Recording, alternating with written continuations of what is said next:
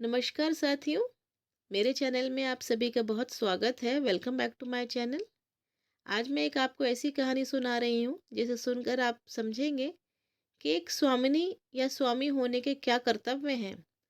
स्वामी होना कोई आसान काम नहीं है। ऐसी ही एक कहानी है स्वामिनी, जो कि अपने परिवार के लिए, अपने जीवन की, अपने सुख की, अपनी किसी भी बात की चिंता नहीं करती और आगे ही बढ़ती जाती है। चलिए देखते हैं ऐसी ही कहानी, स्वामिनी। मुंशी प्रेमचंद जी द्वारा लिखित कहानी स्वामिनी। शिवदास ने भंडारे की कुंजी अपनी बहू राम प्यारी के सामने फेंककर अपनी बूढ़ी आंखों में आंसू भरकर कहा, बहू, आज से गृहस्थी की देखभाल तुम्हारे ऊपर है। मेरा सुख भगवान से नहीं देखा गया, नहीं तो क्या जवान बेटे को यूं छीन लेते। उसका काम करने वाला कोई तो चाहिए। एक हल तोड़ दूं तो गुजारा ना होगा। मेरे ही कुकर्म से भगवान का ये कोप आया है और मैं ही अपने माथे पर उसे लूंगा। बिरजू का हल अब मैं ही संभालूंगा। अब घर की देखरेख करने वाला, धरने उठाने वाला तुम्हारे सिवा दूसरा कौन है। रो मत बेटा, भगवान की जो इच्छा थी वह हुआ और जो इच्छा होगी वह होगा। हमारा तुम्हारा क्या बस है। मेरे जीते जी कोई तुम्हें टेढ़ी आंख से देख भी ना सकेगा। तुम किसी बात का सोच मत किया करो। बिरजू गया तो अभी बैठा ही हुआ हूं मैं। राम प्यारी और राम दुलारी दो सगी बहनें थीं। दोनों का विवाह मथुरा और बिरजू दो सगे भाइयों से हुआ। दोनों बहनें नैहर की तरह ससुराल में भी प्रेम और आनंद से रहने लगी। शिवदास को पेंशन मिली। दिन भर द्वार पर गपशप करते, भरा पूरा परिवार देखकर प्रसन्न होते और अधिकतर धर्म चर्चा में लगे रहते थे। लेकिन दैवगति से बड़ा लड़का बिरजू बीमार पड़ा और आज उसे मरे हुए 15 दिन बीत गए। आज क्रियाकर्म से फुर्सत मिली तो शिवदास ने सच्चे कर्मवीर की भांति फिर जीवन संग्राम के लिए कमर कस ली। मन में उसे चाहे कितना ही दुख हुआ हो, उसे किसी ने रोते नहीं देखा। आज अपनी बहू को देखकर एक क्षण के लिए उसकी आंखें सजल हो गईं। लेकिन उसने मन को संभाला और रुद्र कंठ से उसे दिलासा देने लगा। कदाचित उसने सोचा था कि घर की स्वामिनी बनकर विधवा के आंसू पुछ जाएंगे, कम से कम उसे इतना कठिन परिश्रम न करना पड़ेगा। इसलिए उसने भंडारे की कुंजी बहू के सामने फेंक दी। वैधव्य की व्यथा को स्वामित्व के गर्व से दबा देना चाहता था। राम प्यारी ने पुलकित कंठ से कहा, यह कैसे हो सकता है दादा। तुम मेहनत मजदूरी करो और मैं मालकिन बनकर बैठूं।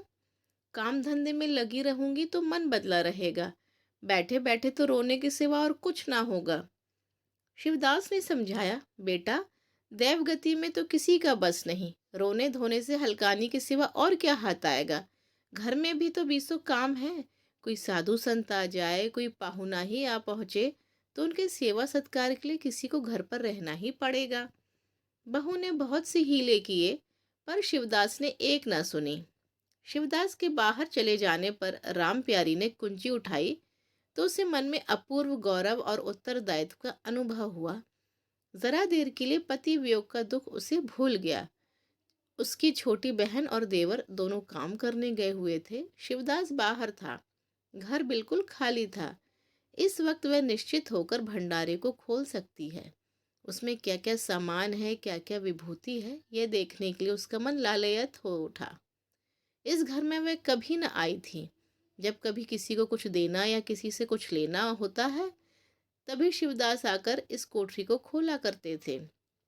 फिर उसे बंद कर वह ताली अपने कमर में रख लेते थे। राम प्यारी कभी कभी द्वार की दरारों से भीतर झांकती थी, पर अंधेरे में कुछ दिखाई न देता। सारे घर के लिए वह कोठरी तिलिस्म का रहस्य था, जिसके विषय में भांति भांति की कल्पनाएं होती रहती थीं। आज राम प्यारी को वह रहस्य खोलकर देखने का अवसर मिल गया। उसने बाहर का द्वार बंद कर दिया कि उसे कोई भंडार खोलते ना देख ले।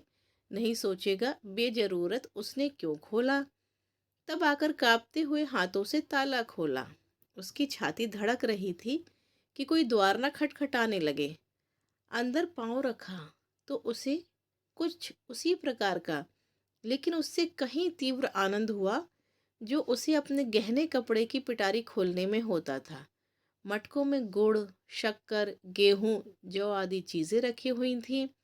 एक किनारे बड़े बड़े बर्तन धरे थे जो शादी ब्याह के अवसर पर निकाले जाते थे या मांगे दिए जाते थे।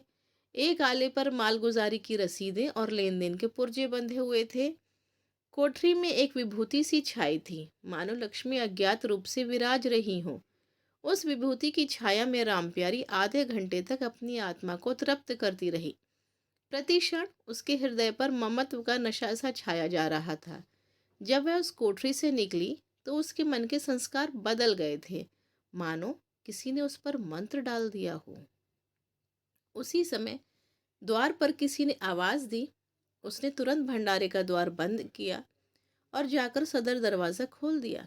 देखा तो पड़ोसिन झुनिया खड़ी थी और 1 रुपया उधार मांग रही थी। राम प्यारी ने रुखाई से कहा, अभी तो 1 पैसा घर में नहीं है जीजी, क्रियाक्रम में सब खर्च हो गया। झुनिया चकरा गई। चौधरी के घर में इस समय 1 भी रुपया नहीं। यह विश्वास करने की बात ना थी। जिसके यहाँ सैकड़ों का लेन देन है, वह सब कुछ क्रियाक्रम में नहीं खर्च कर सकता। अगर शिवदास ने बहाना किया होता तो आश्चर्य ना होता।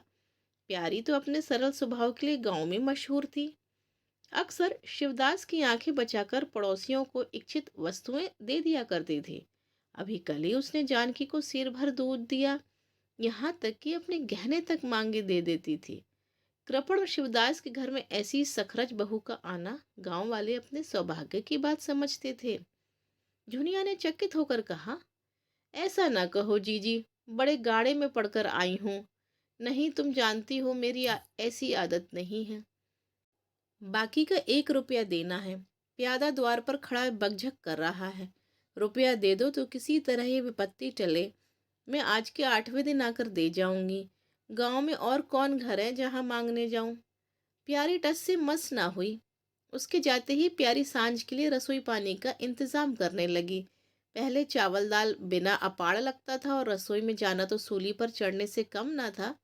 कुछ देर बहनों में झाँव होती, तब शिवदास आकर कहते कि आज रसोई न बनेगी, तो 2 में से एक उठती और मोटे मोटे टिक्कड़ लगाकर रख देती, मानो बैलों का रातिब हो। आज प्यारी तन मन से रसोई के प्रबंध में लगी हुई है। अब वह घर की स्वामिनी है। तब उसने बाहर निकलकर देखा कि कितना कूड़ा करकट पड़ा हुआ है। बुढ़ऊ दिन भर मक्खी मारा करते हैं, इतना भी नहीं होता, जरा झाड़ू ही लगा दे। अब क्या उनसे इतना भी ना होगा। द्वार चिकना होना चाहिए कि देखकर आदमी का मन प्रसन्न हो जाए, यह नहीं कि उपकाई आने लगे। अभी कह दूं तो तिनक उठे। अच्छा, मुन्नी नान से अलग क्यों खड़ी है? उसने मुन्नी के पास जाकर नान में झांका। दुर्गंध आ रही थी। ठीक, मालूम होता है महीनों से पानी ही नहीं बदला गया। इस तरह तो गाय रह चुकी, अपना पेट भर लिया, छुट्टी हुई और किसी से क्या मतलब। हाँ, दूध सबको अच्छा लगता है। दादा द्वार पर बैठे चिलम पी रहे हैं, मगर इतना नहीं होता कि 4 घड़ा पानी नान में डाल दें। मजूर रखा है, वह भी 3 कौड़ी का। खाने को 1.5 सेर, काम करते नानी मरती है। आज आता है तो पूछती हूँ, नान में पानी क्यों नहीं बदला। रहना हो रहे या जाए, आदमी बहुत मिलेंगे। चारों ओर तो लोग मारे मारे फिर रहे हैं। आखिर उससे न रहा गया। घड़ा उठाकर पानी लाने चले। शिवदास ने पुकारा, पानी क्या होगा बहू, इसमें पानी भरा हुआ है। प्यारी ने कहा, नांद का पानी सड़ गया है। मुन्नी भूसे में मुंह नहीं डालती, देखते नहीं हो कोस भर पर खड़ी है। शिवदास मार्मिक भाव से मुस्कुराए और बहू के हाथ से घड़ा ले लिया। कई महीने बीत गए। प्यारी के अधिकार में आते ही उस घर में जैसे वसंत आ गया। भीतर बाहर जहां देखिए किसी निपुण प्रबंधक के हस्त कौशल, सुविचार और सुरुचि के चिन्ह दिखते थे। प्यारी ने गृह यंत्र की ऐसी चाबी कस दी थी कि सभी पुर्जे ठीक ठाक चलने लगे थे। भोजन पहले से अच्छा मिलता है और समय पर मिलता है। दूध ज्यादा होता है, घी ज्यादा होता है और काम ज्यादा होता है। प्यारी न खुद विश्राम लेती है, न दूसरों को विश्राम लेने देती है। घर में ऐसी बरकत आ गई कि जो चीज मांगो घर में ही निकल आती। आदमी से लेकर जानवर तक सभी स्वस्थ दिखाई देते हैं।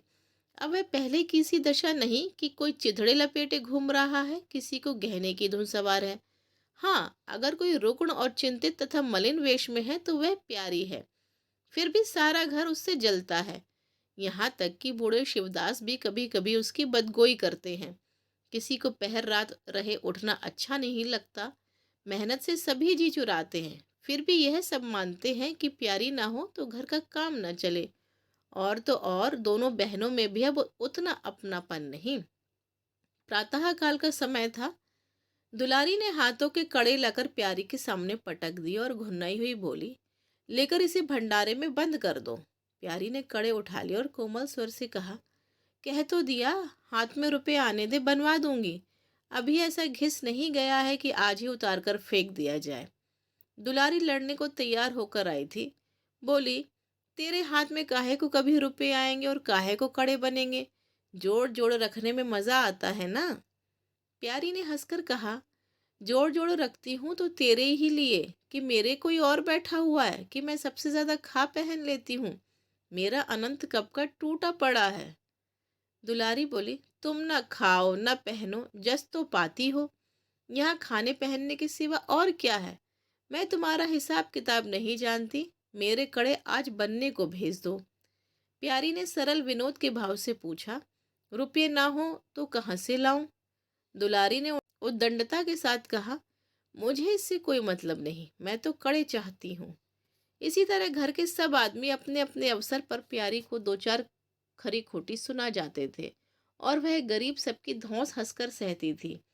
स्वामिनी का यह धर्म है कि सबकी धौंस सुन ले और करे वही जिसमें घर का कल्याण हो। स्वामित्व के कवच पर धौंस ताने धमकी किसी का असर ना होता। उसकी स्वामिनी की कल्पना इन आघातों से भी स्वस्थ होती थी। वह गृहस्थी की संचालिका है, सभी अपने अपने दुखी उसी के सामने रोते हैं, पर जो कुछ वह करती है वही होता है। इतना उसे प्रसन्न करने के लिए काफी था। गांव में प्यारी की सराहना होती थी। अभी उम्र ही क्या है, लेकिन सारे घर को संभाले हुए है। चाहती तो सगाई करके चैन से रहती। इस घर के पीछे अपने को मिटाई देती है। कभी किसी से हंसती बोलती भी नहीं, जैसे काया पलट हो गई। कई दिन बाद दुलारी के कड़े बनकर आ गए।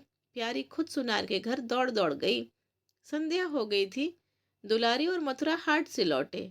प्यारी ने नए कड़े दुलारी को दिए। दुलारी निहाल हो गई। चटपट कड़े पहने और दौड़ी हुई बरौठे में जाकर मथुरा को दिखाने लगी। प्यारी बरौठे के द्वार पर छिपी खड़ी यह दृश्य देखने लगी। उसकी आंखें सजल हो गईं। दुलारी उससे कुल 3 साल ही तो छोटी है, पर दोनों में कितना अंतर है। उसकी आंखें मानो उस दृश्य पर जम गईं। दंपत्ति का वह सरल आनंद, उनका प्रेम आलिंगन, उनकी मुग्ध मुद्रा प्यारी की टकटकी सी बन गई।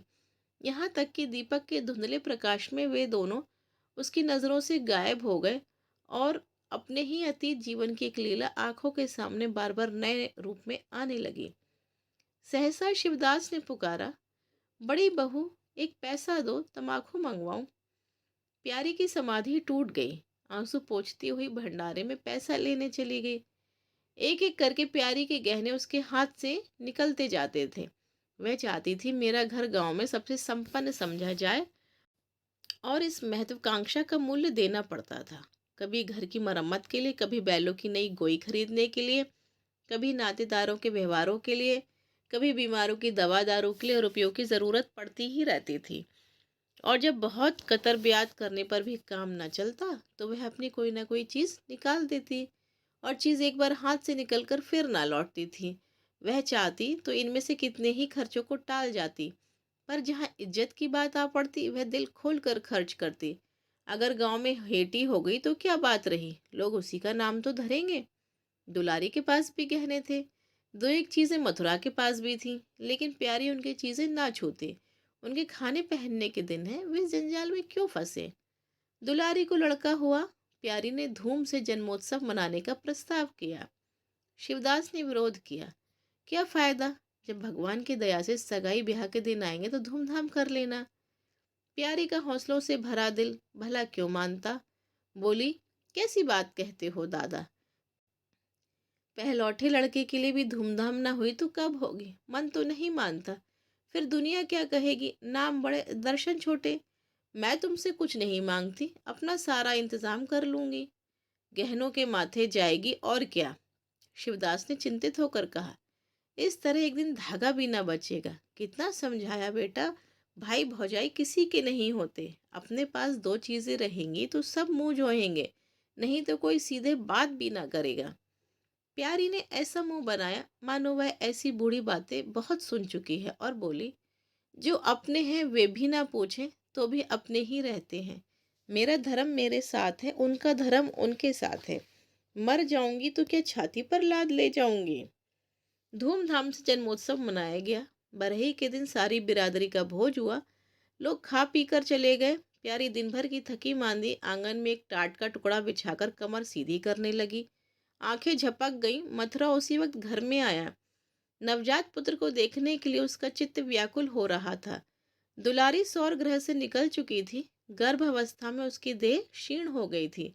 मुंह भी उतर गया था, पर आज स्वस्थता की लालिमा मुख पर छाई हुई थी। सौर के संयम और पौष्टिक भोजन ने देह को चिकना कर दिया था। मथुरा उसे आंगन में देखते ही समीप आ गया और एक बार प्यारी की ओर ताककर उसे निद्रामग्न होने का निश्चय करके उसने शिशु को गोद में ले लिया और उसका मुंह चूमने लगा। आहट पाकर प्यारी की आंखें खुल गईं, पर उसने नींद का बहाना किया और अध खुली आंखों से ये आनंद क्रीड़ा देखने लगी। माता और पिता दोनों बारी बारी से बालक को चूमते, गले लगाते और उसके मुख को निहारते थे। कितना स्वर्गीय आनंद था। प्यारे की त्रसित लालसा एक क्षण के लिए स्वामिनी को भूल गई। जैसे लगाम से मुखबद्ध, बोझ से लदा हुआ, हाँकने वाले के चाबुक से पीड़ित, दौड़ते दौड़ते बेदम तुरंग हिनहिनाने की आवाज़ सुनकर कनौतियाँ खड़ी कर लेता है और परिस्थिति को भूलकर एक दबी हुई हिनहिनाहट से उसका जवाब देता है, कुछ वही दशा प्यारी की हुई। उसका मातृत्व जो पिंजरे में बंद मूक निश्चेष्ट पड़ा हुआ था, समीप से आने वाली मातृत्व की चहकार सुनकर जैसे जाग पड़ा और चिंताओं के उस पिंजरे से निकलने के लिए पंख फड़फड़ाने लगा। मथुरा ने कहा, यह मेरा लड़का है। दुलारी ने बालक को गोद में चिपटाकर कहा, हाँ क्यों नहीं, तुम्ही ने तो 9 महीने पेट में रखा है। सांसद तुम मेरी हुई, बाप कहलाने के लिए तुम कूद पड़े। मथुरा बोला, मेरा लड़का ना होता तो मेरी सूरत का क्यों होता। चेहरा मोहरा रंग रूप सब मेरा ही सा है कि नहीं। दुलारी बोली, इससे क्या होता है। बीज बनिए के घर से आता है, खेत किसान का होता है और उपज बनिए की नहीं होती, किसान की होती है। मथुरा बोला, बातों में तुमसे कोई न जीतेगा। मेरा लड़का बड़ा हो जाएगा तो मैं द्वार पर बैठकर मजे से हुक्का पिया करूंगा। दुलारी बोली, मेरा लड़का पढ़े लिखेगा, कोई बड़ा हुद्दा पाएगा, तुम्हारी तरह दिन भर बैल के पीछे ना चलेगा। मालकिन से कहना है कल एक पालना बनवा दें।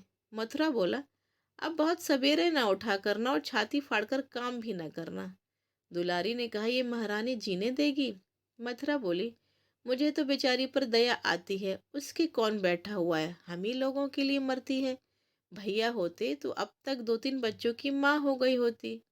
प्यारी के कंठ में आंसुओं का ऐसा वेग उठा कि उसे रोकने में सारी देह कांप उठी। अपना वंचित जीवन उसे मरुस्थल सा लगा, जिसकी सूखी रेत पर वे हरा भरा बाग लगाने की निष्फल चेष्टा कर रही थी। कुछ दिनों के बाद शिवदास भी मर गया। उधर दुलारी के 2 बच्चे और हुए। वह भी अधिकतर बच्चों के लालन पालन में व्यस्त रहने लगी। खेती का काम मजदूरों पर आ पड़ा। मथुरा मजदूर तो अच्छा था, पर संचालक अच्छा ना था। उसे स्वतंत्र रूप से काम लेने का कभी अवसर न मिला। खुद पहले भाई की निगरानी में काम करता रहा, बाद को बाप की निगरानी में काम करने लगा। खेती का तार भी ना जानता था। वही मजूर उसके यहाँ टिकते थे जो मेहनत नहीं खुशामद करने में कुशल होते थे। इसलिए प्यारी को अब दिन में 2-4 चक्कर हार के भी लगाना पड़ते। कहने को वह अब भी मालकिन थी, पर वास्तव में घर भर की सेविका थी। मजूर भी उससे त्योरियां बदलते, जमींदार का प्यादा भी उसी पर धौंस जमाता। भोजन में भी किफायत करनी पड़ती। लड़कों को तो जितनी बार मांगे उतनी बार कुछ ना कुछ चाहिए। दुलारी तो लड़कोरी थी, उसे भरपूर भोजन चाहिए। मथुरा घर का सरदार था, इससे उसके इस अधिकार को कौन छीन सकता था। मजूर भला क्यों रियायत करने लगे थे। सारी कसर प्यारी पर निकलती थी। वही एक फालतू चीज थी, अगर आधा पेट खाए तो किसी को हानि न हो सकती थी। 30 वर्ष की अवस्था में उसके बाल पक गए, कमर झुक गई, आंखों की ज्योत कम हो गई, मगर वह प्रसन्न थी। स्वामित्व का गौरव इन सारे जख्मों पर मरहम का काम करता था। एक दिन मथुरा ने कहा, भाभी अब तो कहीं परदेश जाने का जी होता है। यहाँ तो कमाई में बरकत नहीं, किसी तरह पेट की रोटी चल जाती है, वह भी रोज होकर। कई आदमी पूरब से आए हैं, वे कहते हैं वहाँ 2-3 रुपए रोज की मजदूरी हो जाती है। 4-5 साल भी रह गया तो माला माल हो जाऊंगा। अब आगे लड़के वाले हुए, इनके लिए तो कुछ करना ही होगा। दुलारी ने समर्थन किया। हाथ में 4 पैसे होंगे, लड़कों को पढ़ाएंगे लिखाएंगे। हमारी तो किसी तरह कट गई, लड़कों को तो आदमी बनाना है। प्यारी ये प्रस्ताव सुनकर अवाक रह गई। उसका मुंह ताकने लगी। इसके पहले कि इस तरह की बातचीत कभी ना हुई थी। यह धुन कैसे सवार हो गई? उसे संदेह हुआ, शायद मेरे कारण ये भावना उत्पन्न हुई।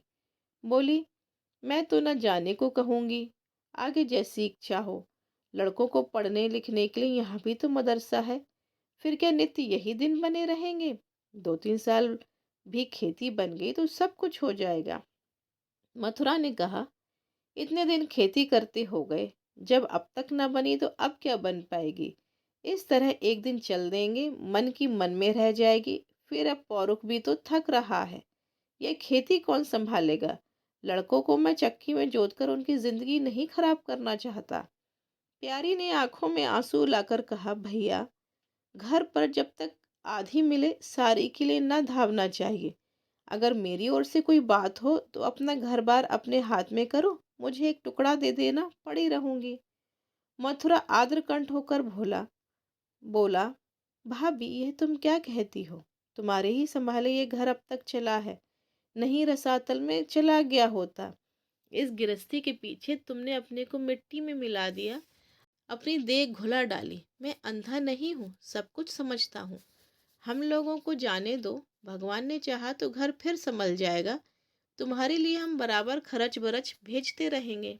प्यारी ने कहा, जो ऐसा ही है तो तुम चले जाओ, बाल बच्चे को कहाँ कहाँ बांधे फिरोगे? दुलारी बोली, यह कैसे हो सकता है बहन? यहाँ देहात में लड़के क्या पढ़े लिखेंगे? बच्चों के बिना इनका जी भी वहां ना लगेगा। दौड़ दौड़ कर घर आएंगे और सारी कमाई रेल खा जाएगी। परदेश में अकेले जितना खर्चा होगा उतने में सारा घर आराम से रहेगा। प्यारी बोली, तो मैं ही यहाँ रहकर क्या करूंगी? मुझे भी लेते चलो। दुलारी उसे साथ ले चलने को तैयार ना थी। कुछ दिन जीवन का आनंद उठाना चाहती थी। अगर परदेश में भी यह बंधन रहा तो जाने से फायदा ही क्या? बोली, बहन तुम चलती तो क्या बात थी, लेकिन फिर यहाँ का कारोबार तो चौपट हो जाएगा। तुम तो कुछ ना कुछ देखभाल करती ही रहोगी।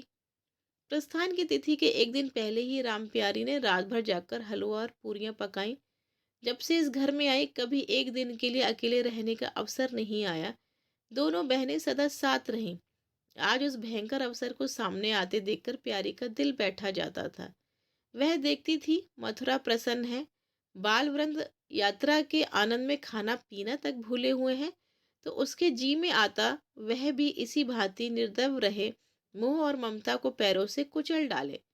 किंतु वह ममता जिस जिस खाद्यान्न को खा खा कर पली थी, उसे अपने सामने से हटाए जाते देखकर शुद्ध होने से ना रुकती थी। दुलारी तो इस तरह निश्चिंत होकर बैठी थी मानो कोई मेला देखने जा रही है। नई नई चीजों को देखने, नई दुनिया में विचरने की उत्सुकता ने उसे क्रिया शून्य सा कर दिया था। प्यारी के सिरे सारे प्रबंध का भार था।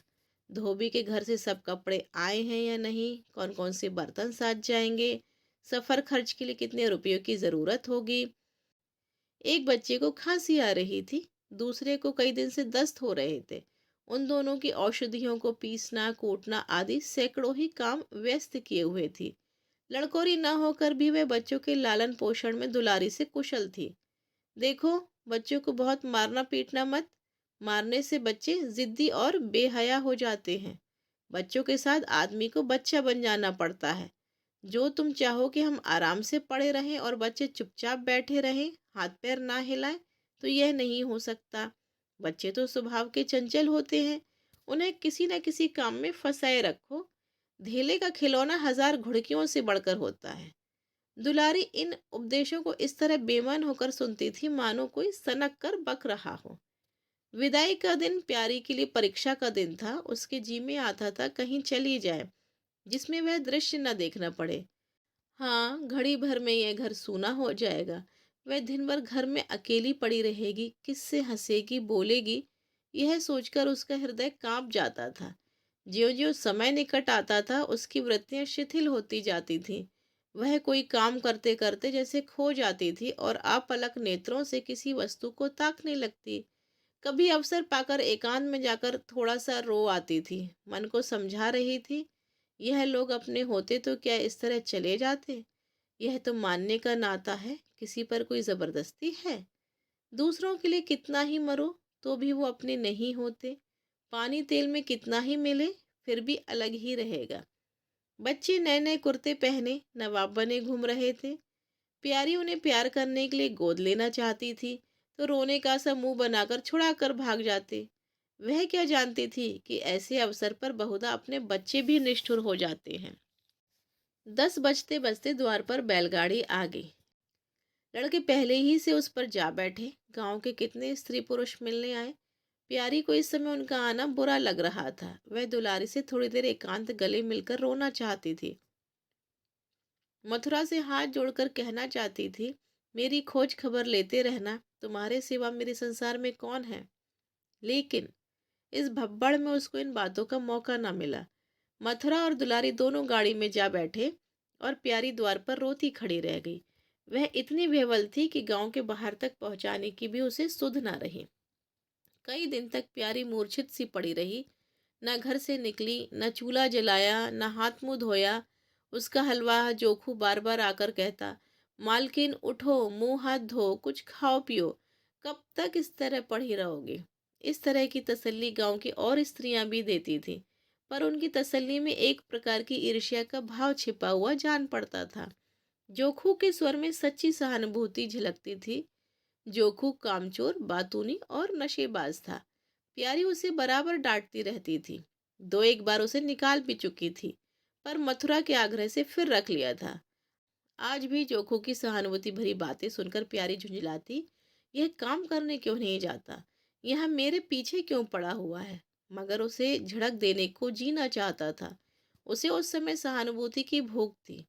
फल कांटेदार वृक्ष से भी मिले तो क्या उन्हें छोड़ दिया जाता है। धीरे धीरे शोभ का वेग कम हुआ। जीवन के व्यापार होने लगे। अब खेती का सारा भार प्यारी पर था। लोगों ने सलाह दी, एक हल तोड़ दो और खेतों को उठा दो। पर प्यारी का गर्व यूं ढोल बजाकर अपनी पराजय स्वीकार न करना था। सारे काम पूर्ववत चलने लगे। उधर मथुरा के चिट्ठी पत्री न भेजने से उसके अभिमान को और भी उत्तेजना मिली। वह समझता है मैं उसके आसरे बैठी हूँ। उसके चिट्ठी भेजने से मुझे कोई निधि न मिल जाती। उसे अगर मेरी चिंता नहीं है तो मैं कब उसकी परवाह करती हूँ। घर में तो अब विशेष काम रहा नहीं। प्यारी सारे दिन खेती बाड़ी के कामों में लगी रहती। खरबूजे बोए थे, खूब फल मिले और खूब बिके। पहले सारा दूध घर में खर्च हो जाता था, अब बिकने लगा। प्यारी की मनोवृत्तियों में भी एक विचित्र परिवर्तन आ गया। अब वह साफ कपड़े पहनती, मांग चोटी की ओर से भी उतनी उदासीन न थी। आभूषणों में भी रुचि हुई। रुपए हाथ में आते ही उसने अपने गिरवी गहने छुड़ाए और भोजन भी संयम से करने लगी। सागर पहले खेतों को सींचकर खुद को खाली हो जाता था। अब निकास की नालियां बंद हो गई थी। सागर में पानी जमा होने लगा और उसमें हल्की हल्की लहरें भी थी, खिले हुए कमल भी थे। एक दिन जोखू हार से लौटा तो अंधेरा हो गया था। प्यारी ने पूछा, अब तक वहां क्या करता रहा। जोखू ने कहा, चार क्यारियां बच रही थी। मैंने सोचा 10 मोट और खींच दूं, कल का झंझट कौन रखे। जोखू अब कुछ दिनों से काम में मन लगाने लगा था। जब तक मालिक उसके सिर पर सवार रहते थे वह हीले बहाने करता था। अब सब कुछ उसके हाथ में था। प्यारी सारे दिन हार में थोड़ी ही रह सकती थी, इसलिए अब उसमें जिम्मेदारी आ गई थी।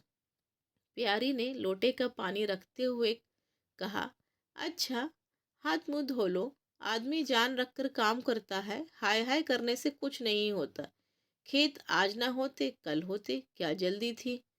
जोखू ने समझा प्यारी बिगड़ रही है। उसने तो अपनी समझ में कारगुजारी की थी और समझौता की तारीफ होगी, यहाँ आलोचना हुई। चिढ़कर बोला, मालकिन दाहिने बाएं दोनों ओर चलती हो, जो बात नहीं समझती हो उसमें क्यों कूदती हो? कल के लिए तो उचवा के खेत पड़े सूख रहे हैं। आज बड़ी मुश्किल से कुआं खाली हुआ था। सवेरे मैं पहुंचता तो कोई और आकर ना छींक लेता, फिर अठवारे तक राह देखनी पड़ती। तब तक तो सारी उख बिदा हो जाती। प्यारी उसकी सरलता पर हंसकर बोली, अरे तो मैं तुझसे कुछ कह थोड़ी रही हूँ पागल। मैं तो कहती हूँ कि जान रखकर काम करने से कहीं बीमार पड़ गया तो लेने के देने पड़ जाएंगे। जोखू ने कहा, कौन बीमार पड़ जाएगा? मैं? 20 साल में कभी सिर तक तो दुखा नहीं, आगे की जानता नहीं। कहो रात भर काम करता रहूं। प्यारी बोली, मैं क्या जानूं? तुम ही अंतरे दिन बैठे रहते थे और पूछा जाता था तो कहते थे जुर आ गया था, पेट में दर्द था। जोखू झिपता हुआ बोला, वह बातें जब थी जब मालिक लोग चाहते थे कि इसे पीस डालें। अब तो जानता हूँ मेरे ही माथे हैं, मैं ना करूंगा तो सब चौपट हो जाएगा। प्यारी ने कहा, मैं क्या देखभाल नहीं करती? जोखू बोला, तुम बहुत करोगी तो 2 बेर चली जाओगी। सारे दिन तुम वहां बैठी नहीं रह सकती। प्यारी को उसके निष्कपट व्यवहार ने मुग्ध कर दिया। बोली, तो इतनी रात गई चूल्हा जलाओगे? कोई सगाई क्यों नहीं कर लेते? जोखू ने मुंह धोते हुए कहा, तुम भी खूब कहती हो मालकिन। अपने पेट भर को तो होता नहीं, सगाई कर लूं। 1.25 सेर खाता हूँ, 1 जून पूरा 1.25 सेर। 2 जून के लिए तो 2 सेर चाहिए। प्यारी बोली, अच्छा, आज मेरी रसोई में खाओ, देखूं कितना खाते हो। जोखू ने पुलकित होकर कहा, नहीं मालकिन, तुम बनाते बनाते थक जाओगी। हाँ, आधा सिर के 2 रोटा बनाकर खिला दो तो खा लूं। मैं तो यही करता हूँ। बस आटा सानकर 2 लिट बनाता हूँ और उपले पर सेक लेता हूँ, कभी मठे से, कभी नमक से, कभी प्याज से खा लेता हूँ और आकर पड़ रहता हूँ। प्यारी ने कहा, मैं तुम्हें आज फुल के खिलाऊंगी। जोखू बोला, तब तो सारी रात ही बीत जाएगी। प्यारी बोली, बको मत, झटपट आकर बैठ जाओ। जोखू बोला, जरा बैलों को सानी पानी देता आऊं तो बैठूं। जोखू और प्यारी में ठनी हुई थी। प्यारी ने कहा, मैं कहती हूँ धान रोपने की कोई जरूरत नहीं। झड़ी लग जाए तो खेत डूब जाए, बरखा बंद हो जाए तो खेत सूख जाए। ज्वार बाजरा सन अरहर सब तो है, धान ना सही। जोखू ने अपने विशाल कंधे पर फावड़ा रखते हुए कहा, जब सबका होगा तो मेरा भी होगा, सबका डूब जाएगा तो मेरा भी डूब जाएगा। मैं क्यों किसी से पीछे रहूं? बाबा के जमाने में 5 बीघा से कम नहीं रोपा जाता था। बिरजू भैया ने उसमें 1-2 बीघे और बढ़ा दिए थे। मथुरा ने भी थोड़ा बहुत हर साल रोपा। तो मैं क्या सबसे गया बीता हूँ? मैं 5 बीघे से कम न लगाऊंगा। तब घर में 2 जवान काम करने वाले थे। मैं अकेला उन दोनों के बराबर खाता हूँ, दोनों के बराबर काम क्यों ना करूँगा? चल झूठ कहीं का। कहते थे 2 सेर खाता हूँ, 4 सेर खाता हूँ, आधा सेर में ही रह गए। एक दिन तौलो तब मालूम हो। तौला है, बड़े खाने वाले, मैं कहे देती हूँ, धान न रोपो, मजूर मिलेंगे नहीं, अकेले हलकान होना पड़ेगा। तुम्हारी बला से मैं ही हलकान हूँगा ना, यह देह किस दिन काम आएगी? प्यारी ने उसके कंधे पर से फावड़ा ले लिया और बोली, तुम पहर रात से पहर रात तक ताल में रहोगे, अकेला मेरा जी उबेगा।